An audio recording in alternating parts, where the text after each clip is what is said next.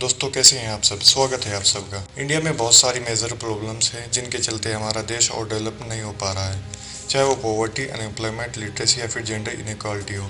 ये सब प्रॉब्लम्स एक बैरियर की तरह सामने खड़ी हैं जो चाहती है कि हमारा देश और इनोवेटिव ना हो। इन सभी मेजर प्रॉब्लम्स में से एक है करप्शन। 2014 में बीजेपी के सत्ता में आने की सबसे बड़ी जो वजह थी वो थी करप्शन को भगाना इंडिया से। 2014 में बीजेपी ने मैनिफेस्टो में लिखा था कि वो करप्शन के खिलाफ एक जंग करेंगे और इसको देश से निपटा कर ही सांस लेंगे।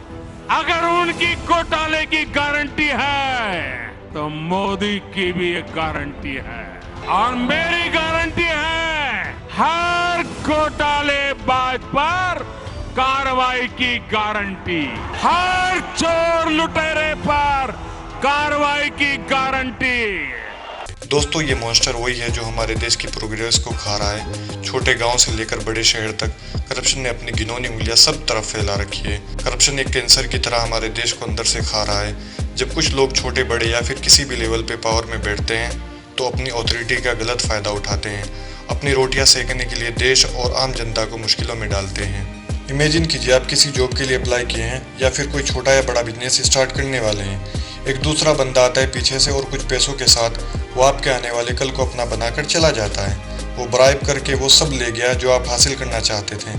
ये बात सच है कि करप्शन हर एक तबके का इंसान करता है। जिसकी जितनी पावर होती है उतना ही वो करता है, वो भले ही छोटी पोजीशन पर हो या बड़ी। नीरव मोदी और माल्या बड़े लेवल के करप्ट लोग हैं, इसलिए उन्होंने बड़ा हाथ मारा और लीगल एक्शन से बचने के लिए देश से भाग आए।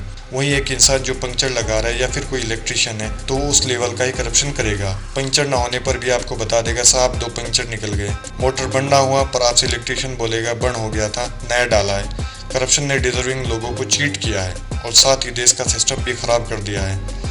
जब करप्शन हेल्थ केयर और एजुकेशन जैसे जरूरी चीज़ों में घुस जाता है तो ये जानलेवा भी हो सकता है। गरीब लोगों को सबसे ज़्यादा तकलीफ होती है क्योंकि वो बेटर फैसिलिटीज़ अफोर्ड नहीं कर सकते और फिर कहते हैं हम तो भगवान के भरोसे हैं। ये सोच के वो स्ट्रगल करते हैं बेसिक सर्विसेज के लिए। दोस्तों इसी को देखते हुए मुझे पोप फ्रांसिस का एक कोट याद आ गया है जिसमें उन्होंने कहा था corruption is paid by the poor. दोस्तों करप्शन का असर हमारे टैक्सेस पर भी होता है। वो पैसा जो डेवलपमेंट प्रोजेक्ट के लिए यूज होने वाला था वो सब करप्ट ऑफिसर करप्शन करके उससे अपनी जेबें भर लेंगे और इसके रिजल्ट में हमें मिलती है खराब सड़कें, बेकार इंफ्रास्ट्रक्चर और इनएफिशिएंट पब्लिक सर्विसेज। दोस्तों हम बात कर रहे हो करप्शन की और पॉलिटिशियन का इसमें नाम ना है ये हो ही नहीं सकता।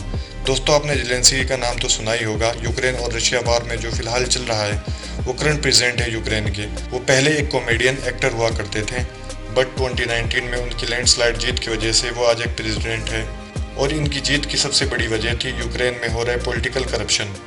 दोस्तों हमारे देश में भी पॉलिटिकल करप्शन एक बड़े स्केल पर है। इसके चलते आए दिन बहुत सारे पॉलिटिशियंस के घर पर रेड होती रहती है। इनके करप्शन की वजह से ही आज हमारे देश की हालत है। दोस्तों ह्यूमन डेवलपमेंट इंडेक्स में हम 132 नंबर पर हैं, वहीं ग्लोबल हंगर इंडेक्स में 107 नंबर पर हैं। दोस्तों जब देश को गवर्न करने वाले ही करप्ट हो जाएं फिर देश कैसे डेवलप करेगा।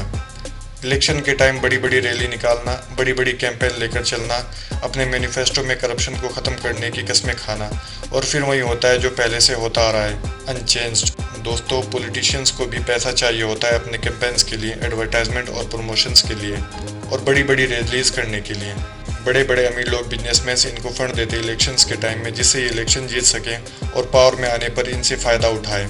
दोस्तों इन सब का असर जाता है उन पॉलिसीज़ पर जो सरकार बनाती है इन अमीर लोगों के फेवर में, जिससे अमीर लोग वो फंड वसूल कर सके जो उन्होंने इलेक्शन के टाइम पर पॉलिटिशियंस को दिया था। दोस्तों किसी भी प्रॉब्लम को सॉल्व करने के लिए उसका रूट काउज जानना जरूरी होता है। अगर हमें करप्शन को मिटाना है तो हमें इसका रूट काउज भी जानना होगा।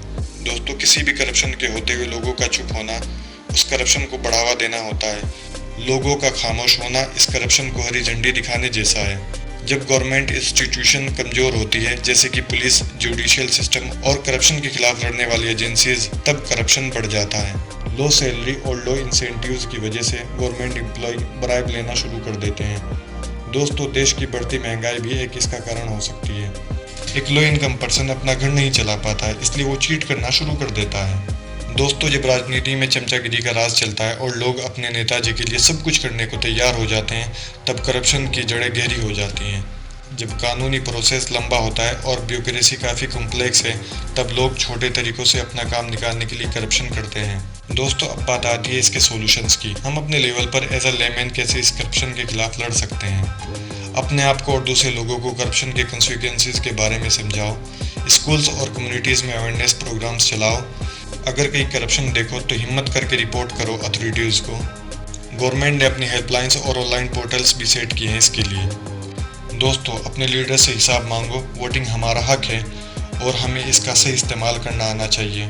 ऑनेस्ट रिप्रेजेंटेटिव्स को चुन के टेक्नोलॉजी के साथ हम एक ट्रांसपेरेंट सिस्टम की तरफ बढ़ सकते हैं। ऑनलाइन सर्विसेज करप्शन अपॉर्चुनिटीज़ को कम करती है। अपनी डेली लाइफ में ईमानदारी का साथ दो और किसी भी तरह का करप्ट प्रैक्टिस में इन्वॉल्व मत हो। दोस्तों, करप्शन देश की बड़ी प्रॉब्लम है, लेकिन इसका सॉल्यूशन भी पॉसिबल है।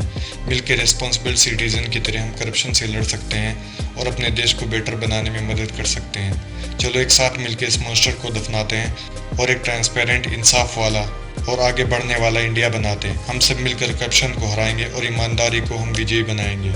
दोस्तों, बने रहिए मेरे साथ। लाइक, शेयर और सब्सक्राइब करना ना भूलें। मैं आपका अपना दोस्त और भाई।